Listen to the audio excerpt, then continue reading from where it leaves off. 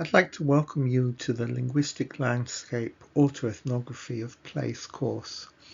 And in this lecture, we're going to start with the basic definitions so that you have the background to conduct the workshops that will be later in the course. And we're going to deal with a series of different definitions about the linguistic landscape. Let's start with the most basic definition of all. One of the starting points of the linguistic landscape research movement by Landry and Boris.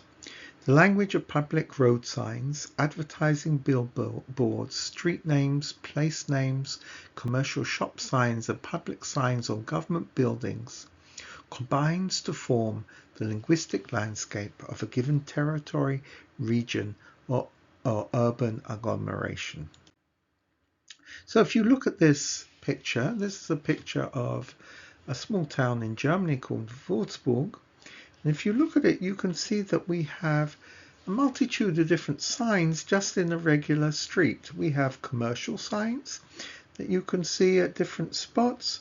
We have street signs like a stop and start. We have signs on the tram which runs through the place. We have a lot of different advertising materials. We have a lot of different descriptions of what's actually in the buildings. So as a simple basic starting point, what we can see in this picture and in this initial definition is that signage is all around us. Another early definition deals with the reasons that we might look at the linguistic landscape. And this comes at it from a slightly different direction. Linguistic landscape studies examine the way languages are visually displayed in public spaces, providing insights into the socio-linguistic reality of the area. In other words, one of the things we can do with the linguistic landscape is get a sense of the social linguistic aspects of that society. So let's look at another picture here. This is from South Africa. This is outside the Constitutional Court of South Africa. And what you can see here is that 11 official languages of South Africa are used in this sign, representing the different language groups that are present. There probably are more, but at least these 11 are represented, and you get a sense of who is functioning, who has power in this particular social arena. There's also a symbolic role, so we can think about the linguistic landscape as a form of what I would call social symbolism. Let me read you this particular definition. Linguistic landscape indeed constitutes the very scene made of streets, corners, circuses, parks, buildings, where society's public life takes place. As such, the scene carries crucial socio-symbolic importance. It actually identifies and thus serves as the emblem of societies, communities, and regions. Let me give you a very iconic version of this. The White House. What is the White House? Well, the White House is a symbol of power within the United States of America. Actually, in this picture, you can see there's a protest sign which is on the side, which is against the backdrop of the White House, and we'll come back and talk about this a bit later on. Let's move forward with more recent definitions, I think, or later definitions at least, and talk about the linguistic landscape as a multimodal representation. Rather than viewing the linguistic landscape as a single system, then I propose to analyze it as a confluence of systems, observable within a single visual field, but operating within a degree of independence between elements. What gives the linguistic landscape its discursive and even at times chaotic appearance is that these systems are not hierarchically nested within each other's. Some are parasitic on others, certain types of graffiti or stickers placed on other signs, and some, litter whose significance are discussed below, involve little conscious planning and considerable spatial independence. Each system can be seen as a separate answer to the fundamental question that Goffman poses in defining discourse frames. What is it that's going on here? Let me give a simple example. This is from a place called Polish Hill in Pittsburgh. If you look at this post box, you'll see that it has multiple different types of graffiti and stickers of various different types. It's underneath a bus stop, it's next to an electrical box, and it's also next to post boxes on which there are additional multiple signs. So you have a series of systems working here at the same time.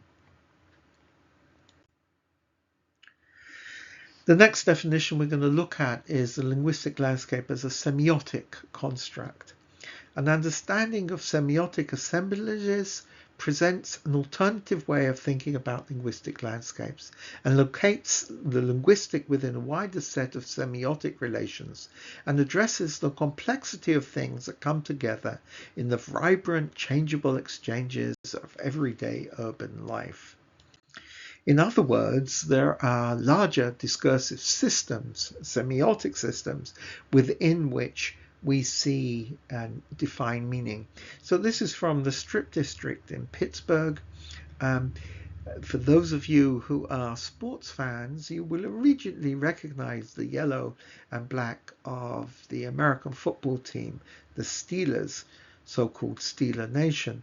And Pittsburgh Sports, this is a store which sells, but notice that behind the building is painted in yellow. The flags represent the different teams.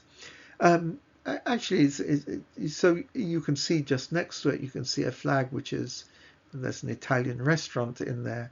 So you get a sense of how the actual signage is part of a larger system, a social semiotic system.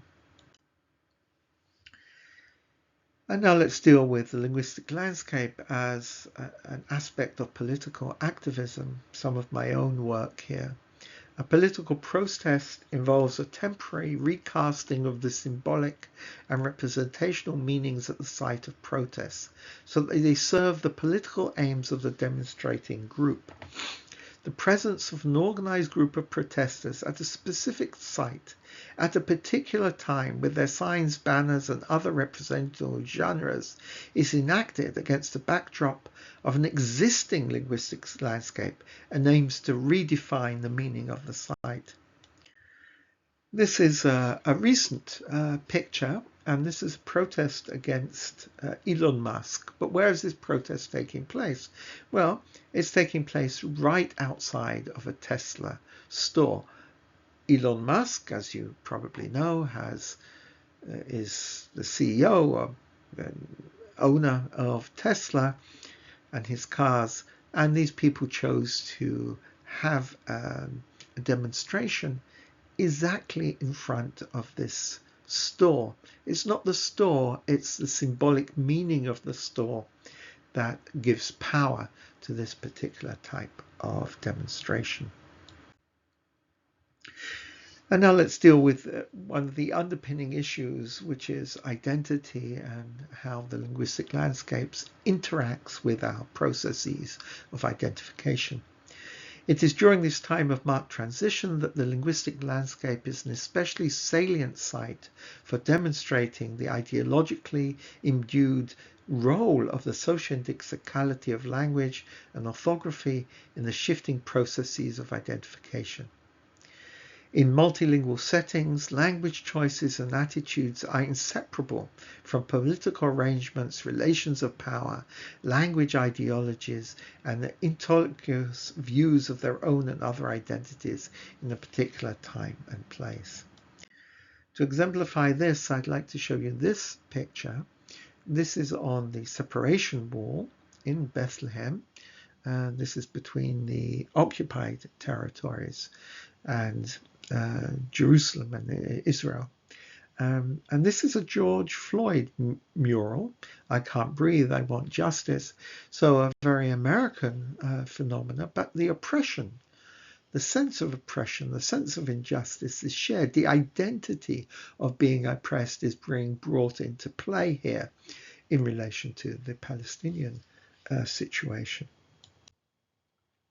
Let me end with a simple definition of the linguistic landscape. Linguistic landscape is a collection of linguistic and multimodal semiotic signs present within a particular site, which reflect the meanings, discourse, diversity, culture and identity, and power relations present within that social and physical site. Thank you for listening. In the coming lectures, we will be exploring some more basic definitions, and then we will enter into a process of research through a series of workshops. Thank you for listening, and I'll see you in our next presentation.